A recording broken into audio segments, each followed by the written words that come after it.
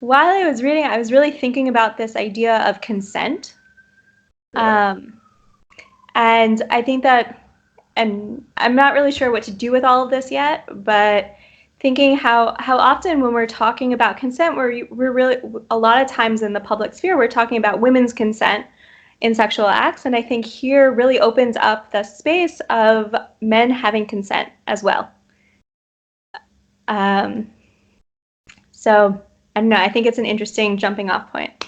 Right. And I think not only that, but nowadays and probably throughout time, most of it has been men's sexual access to women through the use of alcohol or other drugs in order to rape them without their consent. But here it's the inverse of that. It's been flipped that it's the women who, without the men's knowledge, is like they're taking and like really thinking ahead about it, right? It's premeditated that this is what they're going to do. This is how they're going to do it.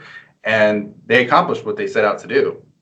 Right. And men's sexual assault does happen even in today's day and age.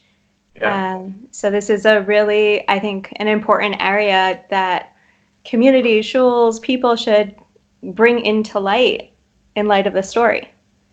Yeah. It really leads to it. One thing that really fascinates me is the knowledge aspect, right? So and I can't help but think about this incident without thinking about the Noah incident. Mm-hmm. And there, Noah wakes up from his wine and he knows what his younger son had done to him or youngest son had done to him.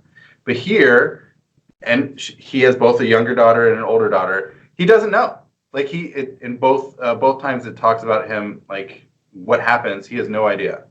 And so this is such a fascinating contrast to the Noah story where he wakes up and knows, and here he's totally not knowledgeable.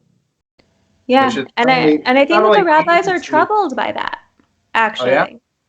Yeah, well, I feel like it was Rashi and a lot of other rabbis were saying that, there's a letter missing, and then so he did know from the younger daughter, or he knew at the finishing of the older daughter, and he let the younger daughter still do this.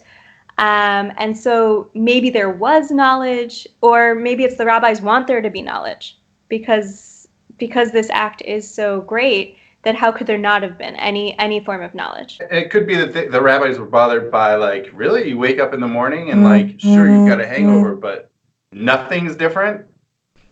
Like, I think that's what they're bothered. Like, even for him, he must have known something was different. Right. Well, I'm sure the daughters must have been acting differently. I can't imagine that they didn't.